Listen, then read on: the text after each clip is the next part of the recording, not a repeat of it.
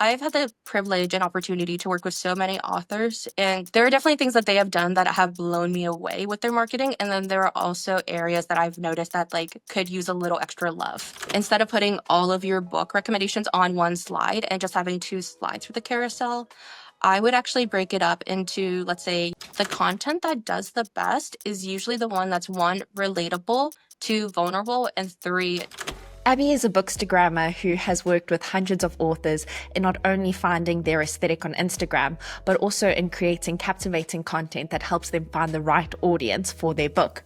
In today's chat, she spoke about how to create content on Instagram, and she gave some good tips when it came to creating captivating carousel posts. And she also speaks about romance tropes in general after reading so many romance books. My personal favorite was when she discussed some of the X as well as some things that people do really right when it comes to romance tropes. So I enjoyed our conversation, and I hope you do as well. Let me introduce you to Abby.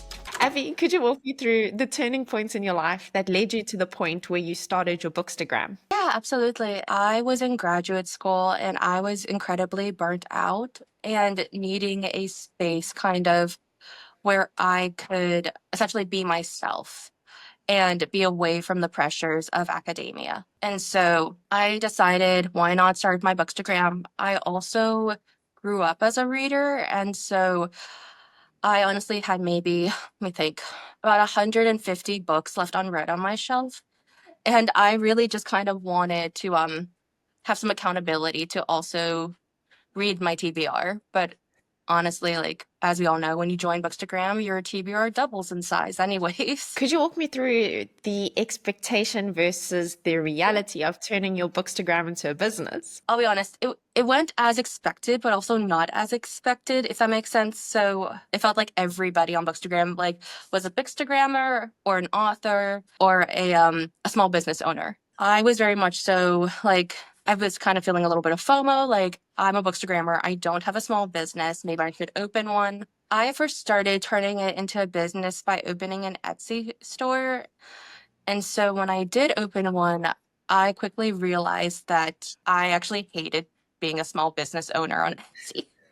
Like it just wasn't for me, just because I felt like I was doing it for the wrong reasons, if that makes sense. I was doing it because I kind of felt like FOMO. I was dealing with like everybody else is doing it, so that means I probably should. Yeah. So on that side, that was very much so like the unexpected of like I thought I would enjoy it, and I ended up kind of hating designing apparel. So when you say you opened an Etsy store, what did you actually sell on Etsy? And could you maybe just give my audience, maybe some people aren't familiar with Bookstagram, could you also just explain what Bookstagram Yeah, is? absolutely. Great question. So Bookstagram is essentially like a community on Instagram that is focused on books and writing and anything cozy that has to do with literature.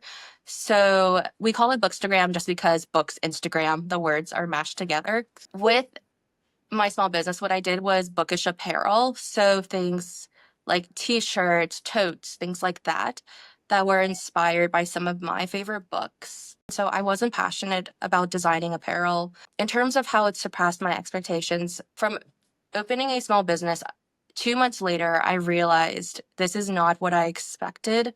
And so I actually started working with authors instead through marketing and book promotional material. And then about a year later, I started doing PA services. And so that is where it kind of surpassed my expectations because in my head, I was like, okay, so this might be a little extra income, to be honest, to supplement maybe some savings, especially because my husband and I were saving for a down payment. And then it actually turned into something that could be a full-time income within 2 years. And I'm pretty transparent about this on social media. Like I've posted a couple times about how much I have made in the past 2 years on Bookstagram.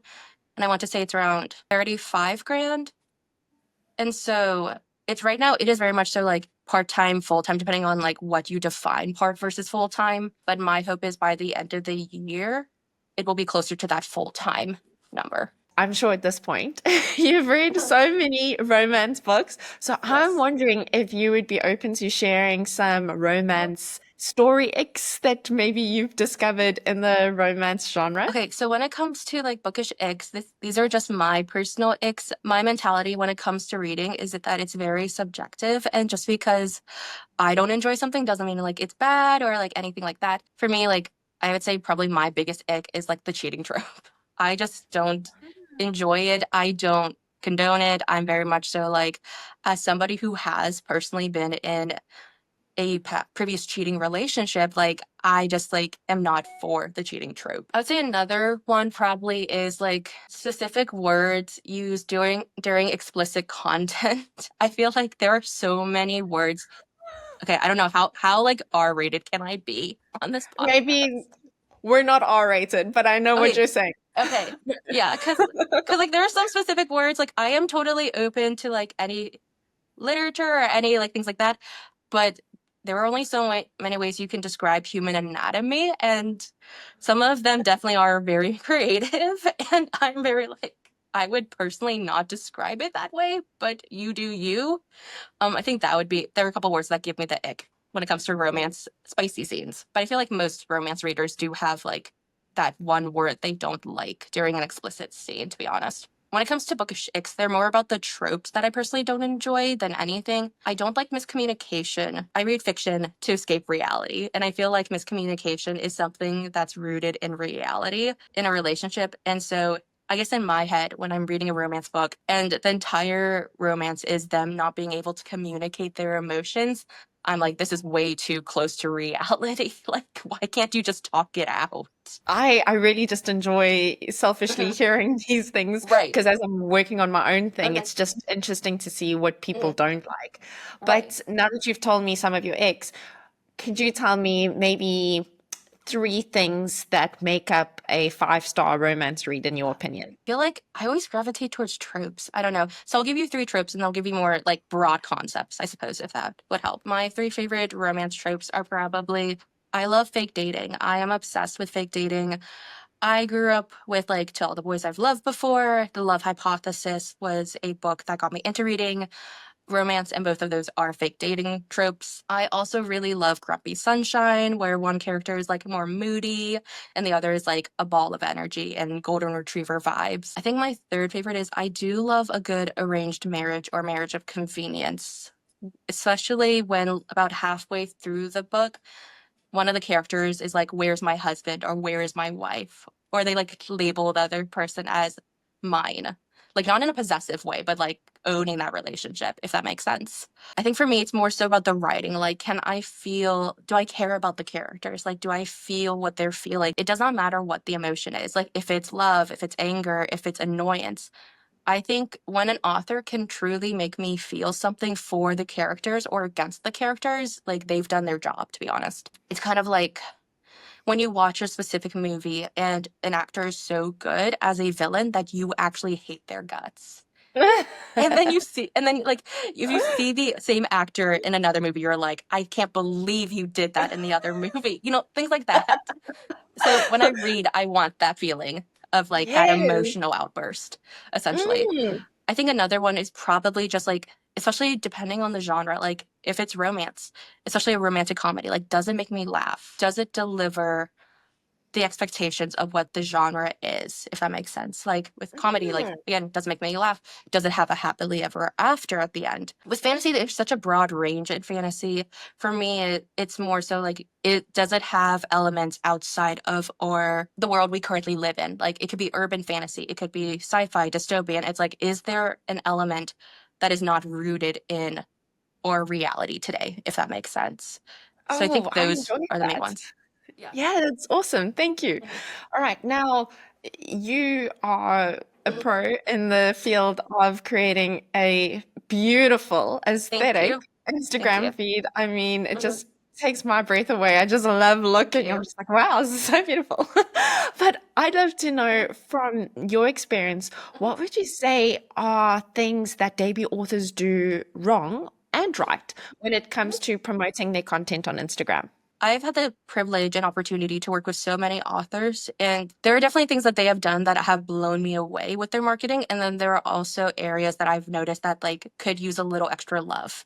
I think definitely in terms of authors, one is basically not talking about their book enough, probably not giving updates to their readers, just because typically when a reader follows an author account, they are usually expecting to be kind of taken along for the journey. I feel like a lot of the time, authors feel like they have to overcomplicate it. They're like, oh, it has to be perfect. It really doesn't. It could be something as simple as your morning writing sesh with your coffee, trying to crank out a couple words before the day begins at my day job.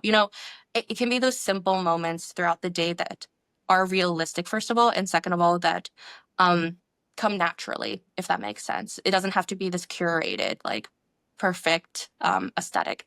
And I do think same goes for bookstagrammers, to be honest. A lot of authors, especially indie authors, are scared to talk about their book because they're worried about being too annoying or too salesy about their book. And I totally get that because I feel the same way with my PA services, to be honest, half the time. I'm like, oh, like an author doesn't need me, an author doesn't want me. I've realized that usually, like, if I suggest PA services, an author's like open to hearing about them. And I always like let them reach out first, if that makes sense. Like, I don't go cold DM an author. In the same way, when it comes to the books, like if a reader is asking an author about the book, like it does mean they want to hear about it. So there's no shame in like pitching yourself essentially and like talking about your book. I think a lot of the time readers can, I'll be honest, like it is a very supportive community, but at the same time, readers can be incredibly opinionated and sometimes like they might mean well, but the way it's phrased, especially on social media, can be incredibly harmful to the author. What they might see as constructive feedback might be very like hurtful. But when readers come into author spaces, like their DMs, their comments on their social media, like that is incredibly harmful for the author, especially a debut author who's already dealing with so much imposter syndrome and fear and probably doubt. And so I do think, like, again, like it's a two-edged sword. There's like both sides could definitely do better. But I think focusing on the indie author aspect of it, despite like maybe the comments you're getting, like still pushing through and continuing to promote the book. For example, there might be a book out there that I absolutely personally despise, but somebody might need to hear the book's message. And that's okay. Because, like, just because it's, like I said, it's not for me, does not mean it's a bad book. There have been a lot of books that have gone viral on Book Talk and Bookstagram that people love. And I read and I'm like, did we read the same book? Because I'm not getting it. And that's okay. That's the beauty of Bookstagram. It's kind of like a big book club. I feel like a lot of the time readers are incredibly they are pretty understanding as long as like there's that communication. I think they become a little less understanding when they feel like it's kind of out of the blue, if that makes sense, and there's no follow-up. But yeah, I do feel like, for example, if a reader has to push back a launch, because that happens, life happens. Sometimes you don't get your edits back in time. Sometimes formatting takes forever. I feel like a lot of the time readers will be pretty understanding if you say, I'm so sorry, I have to push it back maybe a couple months. I'll be honest, I've even seen authors push it back about an entire year. As long as there's that communication of like, life happens, like, I still value my community. And like, thank you so much for your understanding. And so, like, I think if there is that communication and that transparency and the openness, I do think like that's where the community kind of also grows, if that makes sense. Mm, mm. Um, But then building on that, what would you say is mhm, one thing that debut authors could do to build a mhm. community on Instagram? This is going to sound so redundant, but just posting. Okay. Like posting on your social media, like it's such a like you might just like I feel like a lot of authors when it comes to posting, like your writing is obviously like the main goal because you can't sell a book if there's no book to sell. People are not going to know about your book unless you talk about it first, especially if it's a debut. In terms of building community, really just talking about their book and continuously talking about it. Like big brands, like say Disney's a good example. They grew up with Disney. They were along for the ride. I think with authors, something that they could do is really just bring their audience along for the ride. And in turn, it kind of builds that community naturally of like, I was here from the beginning and now I get to see this book be published. And even as an author PA, like whenever my author hits a milestone, it kind of feels like I'm like a proud parent almost, if that makes sense. Like the book is theirs and it's their success, but I was able to be a small part of that. When you're talking about bringing people along for the journey, Mhm, it seems to me, and I'm no expert, that mhm, carousel posts seem to be popular on mhm, Instagram. mhm. Um, do you have any tips for how to create a carousel post that people want to engage with? Yeah, so carousels are great. I'll be honest, two of my favorite ways to post are probably carousels and reels on Instagram, just because of the way the algorithm does favor them compared to a static post. So, the way the algorithm works is the longer somebody spends on your content, it kind of triggers the algorithm to push it out to more people because it's showing the algorithm that somebody is invested in your content and wants to look at it more. So I would say with carousels, typically you want a couple of slides. I would say the sweet spot may be 7 to 9. Recently, Instagram has updated their slide quota. So you can now upload, I want to say a lot of accounts can upload up to 20 now. If you are able to upload into the double digits, I would say go for it. Just because, again, the more slides you have, typically the more time people are going to spend swiping through those slides. Something that I would recommend, especially in the bookstagram industry, would be a lot of the time you will see people doing book recommendations through carousels, and you will see them lump all of their books on one slide, which is totally fine, especially if you're not wanting to elaborate on them and you have a ton of books you want to talk about. But my recommendation would be to honestly break it down a little bit more and give every single book its own slide and add a couple of tropes or add a couple of quotes. That way, people are spending more time on that slide and swiping through it. Let's say a good example would be something like fantasy romance books with enemies to lovers. Like that's a pretty common trope. Instead of putting all of your book recommendations on one slide and just having two slides for the carousel, I would actually break it up into, let's say you have 10 book recommendations. I would break it up into 10 individual slides with the tropes and maybe your rating of the book and why you loved it, like a little tidbit of why you loved it. That way people are actually swiping through the individual slides to kind of see all 10 books rather than seeing them all in one go, if that makes sense. Mm, no pressure if nothing comes to mind, but do you have an idea for a debut author or an author who's busy writing their book? Mhm. How would they use a carousel? In the authors that I follow and I love their books, I tend to look at slides with either one artwork that they've commissioned or two quotes of an upcoming novel, just because that is almost kind of like it's kind of like a teaser, like a movie trailer. I feel like that is also bringing along your readers for the journey because, like, let's say you just got edits back from your editor and you have the green light to post specific quotes. Like they said, these quotes are good. I would not recommend any changes. And you feel pretty confident that these quotes are going to make it into the end copy. I would honestly just post a couple of quotes saying, like, especially, let's say for the romance, it could be something like their first kiss or something like that, where you're kind of giving enough tidbit to the readers to make them want to pick up the rest of the book. Now, let's say the debut author doesn't even have approved edits, and you were talking about bringing people along for the ride. Would you recommend a real sort of making a coffee to going to maybe write something down? Or how would you bring someone along for the ride on a Right. carousel? There is not one way to do social media that's going to guarantee growth. To be honest, just because everybody's audience is so different. For example, there have been accounts that post just dark romance recs and they do amazing. If I posted only dark romance recs, I would lose followers because I mainly romance and fantasy. And so when it comes to indie authors, I think knowing their audience especially is super important. Going back to your suggestion of a reel, I think that would be a great idea. For example, a hook could be something like spend my like 5 to 9 after my 9 to 5 as a debut indie author. And you see like them packing up their work equipment and then maybe sitting down, making a coffee, opening up their laptop or heading to a cafe and grabbing a quick bite to eat while writing. A lot of the time we overthink content and I do the same, to be honest. Like I want it to be perfect.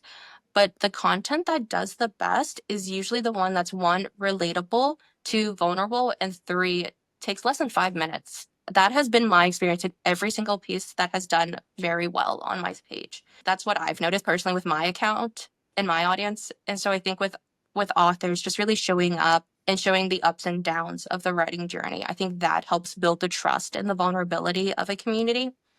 And then the way to turn that into a carousel, and honestly, I feel like I just had this thought and I think it'd be really funny. It's like how much money I've spent on coffee as a debut indie author and showing like pictures of your coffee cups or like I how love that. caffeine feels. Yeah, like how caffeine fuels my writing or Oh something my like that. gosh.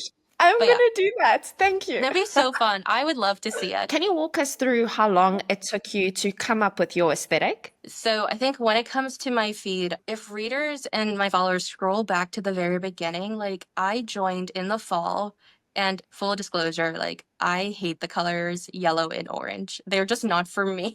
But because it was fall, everybody was leaning into the fall cozy aesthetic with the yellow and orange filters that were a little moodier and fall-esque. I did it because I was like, oh, everybody else is doing it. Like, I guess this is what we do on Bookstagram, you know? And so I bought a filter that was very much so like autumn vibes.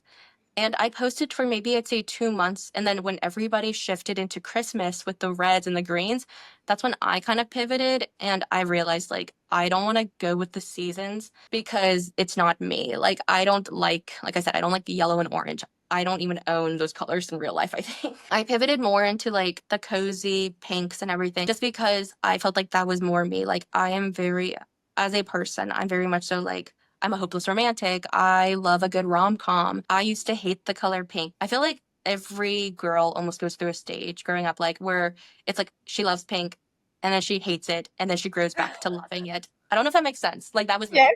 me. Um, Relatable. yes. And so felt like I was like, you know what? I feel like just white and black is not me. Like I like my modern aesthetic, but I want a little splash of color. And so for a bit I tried blue, but I felt like that was too cool, like in terms of cool tones. And then I kind of landed on pink because I was like, you know what? I actually do love the color pink. And most of my romance books are pink, either pink or blue, to be honest. That's kind of how it happened for me. After looking at your Instagram, I just find myself thinking like, this must take forever. This girl's got it down to a T. Could you maybe walk us through why some people would want to outsource this function? I think at the beginning it does take longer just because you're trying to figure out your branding, your aesthetics, like what colors you like, what colors you hate. But once you stick to the branding, like, and you actually like your branding, it becomes so much easier. Maybe somebody does not know what they want and they just want a second opinion, or they want somebody who has experience in the marketing industry, especially as a debut author, because they aren't familiar with SEO or like branding and aesthetics or visuals or how to make something really stand out in social media. I have authors who really, they're like, you know what? I just want to focus on writing. You can focus on the marketing, we can tag team this. And I just do not want to deal with the marketing. And I'm like, cool. I do not envy you because I love the marketing side of things. And for me, the writing is where I personally struggle. And if I could just market all day long, I'd be happy. For me, it's the writing. I'm like, this is so hard. I love a good recommendation. Would you mind recommending 3 books that have moved you or that have made you smile that fall within the romance category? When you say like this is for you personally, like are you like contemporary romance or are you open to romantasy? Like that will help. I've never read a romantasy, and I've interviewed an author who has written a romantasy, and I'm inspired to read it, but I'm kind of scared. So maybe give me 2 romances and then one like intro Okay. romantasy. Okay, perfect. Okay, so I do think I really did love Hook, Line, and Sinker by Tessa Bailey. I've I read don't know if that. you've read. You have. Okay, Wow, okay. let me think. That's spicy. I know. Okay, I was gonna say that's a better question. How spicy are you willing to go? I should ask that first. That's hilarious. A little less spice. A little less spicy. Okay. But I loved a lot of scenes in that book. I I did mean, love. good rake, good rake. So Okay, like we're okay. on the same page, just less spice. No, you're totally good. I was gonna say, so I love Sarah Adams. So she writes adult romance, but it is either closed door spice or low spice. Practice Makes Perfect was my first book read by her, which is funny because I want to say it's the second book in the duology. and I read it first, and then I went back and I read the first book. Okay. But like because it's romance, it doesn't have to necessarily be read in a certain order because you know the characters are going to end up together at the end. Question, So I'd is say the protagonist a teenager or is it young adult adults. or They're adults. oh wow. Yeah, Oh, so I they are. like So this. she writes adult contemporary romance that is closed door. Okay. I do think that some of her newer books, I think they do might have a scene or two because I do think she's branching out now because she wants to experiment a little bit. But I do know that the majority of her older, like her backlist, is closed door, to my knowledge. Okay. Yeah. Right. So I'd say Well, thank her. you for that. I mean, I don't mind spice. Just You're good. You're good. some spice, I'm like, woo! No, you're good.